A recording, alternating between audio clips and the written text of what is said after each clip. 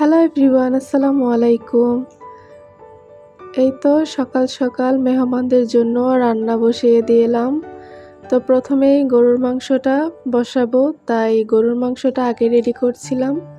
তো ভালো করে ধুয়ে পানি ঝরিয়ে নিলাম, তারপর এক এক করে সব মশলা অ্যাড করতেছিলাম, মাংসটার উপরেই আমি দিচ্ছিলাম।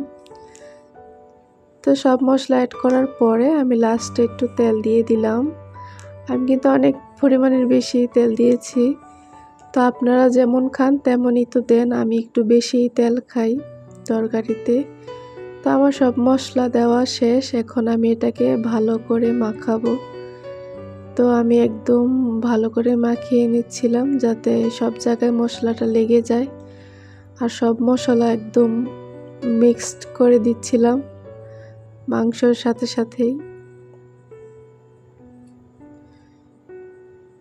আমার মনে হচ্ছিল পেঁয়াজটা একটু কম হয়েছে, আমি আবারও দিয়েছিলাম। তারপর আবারও মনে হয়েছে তেলটা একটু কম হয়েছে, আমি আবারও তেলটা অ্যাড করেছিলাম। তো এখন আমি চুলায় বসিয়ে দেব। এই তো চুলায় বসিয়ে দিয়েছি। এখন আমি অন্য চুলায় মুরগির মাংসটা রান্না করব। তো আগে ভেজে নিচ্ছিলাম, তারপর আবার মাছটাও ভেজে নিলাম। আমি এখানে রুই মাছ নিয়েছি, তো ভালো করে ফ্রাই করার পর এখন আমি আবার মুরগির মাংসটা রোস্ট করেছিলাম, ফার্মের মুরগি। তো রোস্টটা খেতে কিন্তু অনেক মজা হয়েছিল, সবাই কিন্তু রান্নার প্রশংসা করেছিল।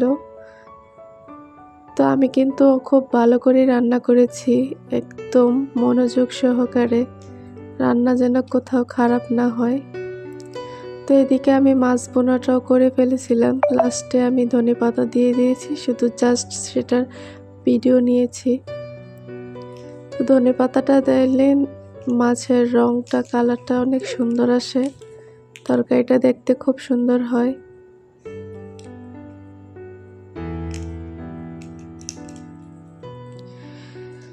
এই তো সবজি রান্না প্রায় শেষ, কর্নফ্লাওয়ার দিয়ে দিয়েছিলাম। তো একটু নাড়াচাড়া করে নিচ্ছিলাম। আমার আস্ত আস্ত সবজি ভালো লাগে না, একটু গুঁড়া গুঁড়া হলেই ভালো লাগে। তো আমি খুন্তির সাহায্যে এগুলা ভেঙে দিচ্ছিলাম, বড় বড় গাজরের টুকরা, পেঁপে টুকরাগুলাকে। তো এই সবজিটা অনেক মজা হয়েছিল, মাছটা, সবজিটা, সব কিছুই আমার কাছে ভালো লেগেছে। যারা খেয়েছে তারাই বলতে পারবে।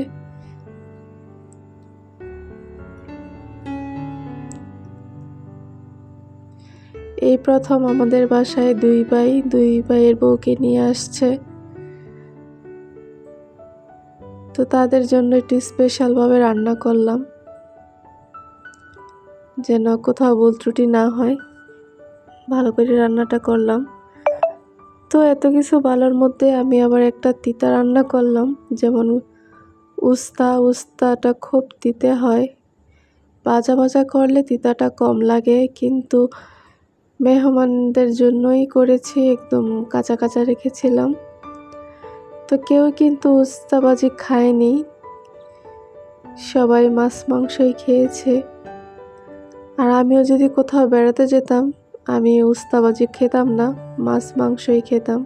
এটা তো সবসময় বাড়িতে খাই, বেড়াতে যাওয়ার পরে কেন এটা খাবো। তো আমি অনেকক্ষণই নাড়াচাড়া করছিলাম যাতে একটু ভাজার মতো হয়, চিংড়িটা কোনো ঝোল ঝোল না থাকে, তেলটা বেশি ওঠে, তাই ভালো করেই ভাজাভাজি করছিলাম। ভাজিটা দেখতে খুব সুন্দর হয়েছে। তো ভিডিও করতে চলে আসলাম। প্রথমে যারা খেয়েছিল তাদেরকে ভিডিও করতে মনে নাই, হঠাৎ করে মনে পড়েছে। তারপর আমার ভাই সবাইকে একটু ভিডিও করে দিল। আমাদের আগে আমার ভাইয়েরা, বাবা, তারা বসে খেয়েছিল, তাদেরকে নিতে মনে নাই ভিডিওতে। তো আমরা যারা মহিলারা বসছিলাম তাদের ফেস আনি নাই, তাও এসে পড়েছে।